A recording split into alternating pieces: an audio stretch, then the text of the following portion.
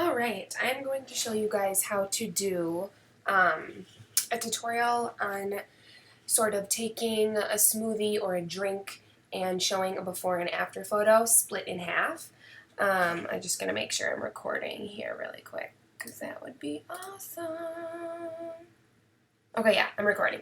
Okay, so this is the final picture and this is what it's going to look like. So I'll show you guys how to sort of edit this half, edit the second half, and then put them together, fitting them together perfectly in the shape of the glass or jar that you used in the photo. So I'll X out of that. And what I'm going to do is open my iPhoto. So I've gone through and flagged the photos from this smoothie photo shoot. And so I'm going to use this photo right here and then one of these two down here. They're pretty much the same. So I'll start off by just dragging this guy into Photoshop. And then as well as, let's see which one. They're about the same. I'll just use this one. So I'll drag this guy into Photoshop. So I'll start off by kind of just cropping it down. So I'll just do the original ratio, hold down my shift, and then I can drag just like that. So I'll line it up. So this line right here, so the box is sort of like right in the middle of the smoothie. So I'll crop that guy. And then I'll just go in and do my typical editing. So I go to levels, brighten it up, give it a little bit more contrast, go into my brightness and contrast again, brighten things up, a little bit more contrast, maybe some vibrance to bring out the colors. So I'm not going to edit this all the way, but you guys kind of get the gist. So you go through and you edit each photo. So I'll go in and do this one. I just like to crop it down before I edit it, just because it's easier to see what the photo will look like if you sort of have it cropped how you want to have it cropped at the beginning. So I'll go in, levels, brighten it up, give it some more contrast, brightness, contrast, same thing. Really the same thing as that first photo. Alright, so what we're going to do now is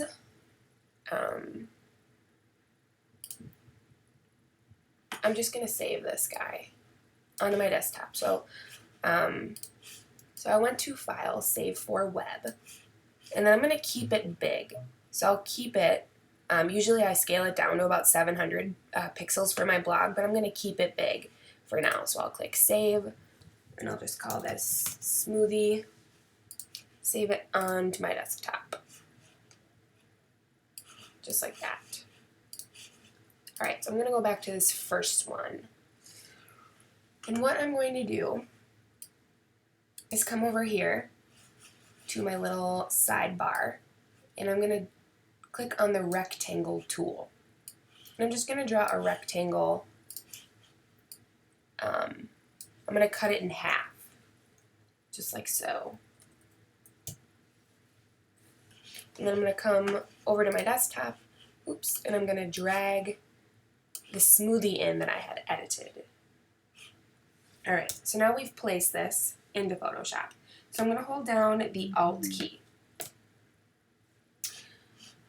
Okay, so I'm going to hold down the Alt key or Option. So I have a Mac, so Alt or Option, and then I'm going to come over here.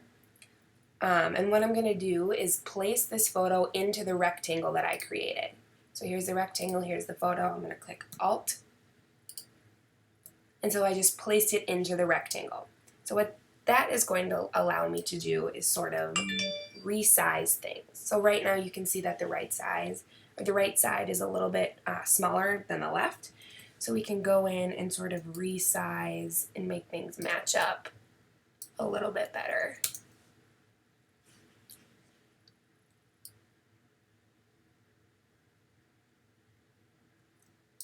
Just like so. And if you notice that this rectangle is not completely in the center, you can move it left and right.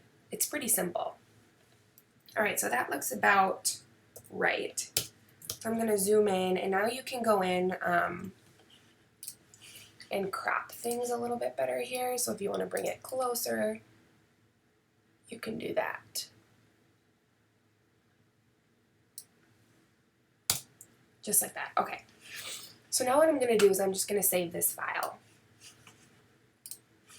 I'm going to keep it big, and I'm going to save it as Smoothie Good onto my desktop, because we need to fix the background. See how they're a little bit off?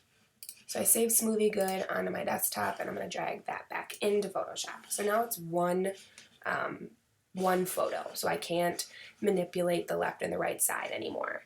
So we can go in and sort of brighten and darken things up as a whole.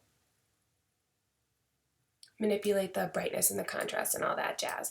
But ultimately, I'm just going to go over to my little sidebar over here, grab my brush tool, make things a little bit bigger, and kind of just go through and match the background. I like the way the background looks on the right side, so I'll hold down the Option or the Alt key and I'll click, and then I can just go in, oops, has to be on background, oopsies. So Option or the Alt key, click to get my color, make sure it's on the background, and then you can just go in and sort of erase that other color, just like so. And so I actually really like this shadow right here, so I'm going to try and keep that. Oops. So I'll just come down here, do that same thing, but I'm going to keep the shadow. And so you can go in and you can change the size of your brush, and you can zoom in really close and make things as perfect as you'd like them to be. But for the sake of this tutorial, you guys kind of get the gist. So this is pretty much your final photo. I would fix the coloring here just a little bit more, but you could go in and you could add your text. You could save as is. You could resize it once again, like so. And then I would just go in, File, Save for Web, and this time I would probably scale the image for my blog. So I would do 700 pixels, save, I'll do it onto my desktop once again, Smoothie, Final. So I can X out of that, X out of this, and then we can see how it looks. So you can see that the background, it looks like it was one photo, and that's because we went into the background and used our brush tool. Things look pretty perfectly lined up. So overall, it's just a really cool before and after image. It's visually really cool.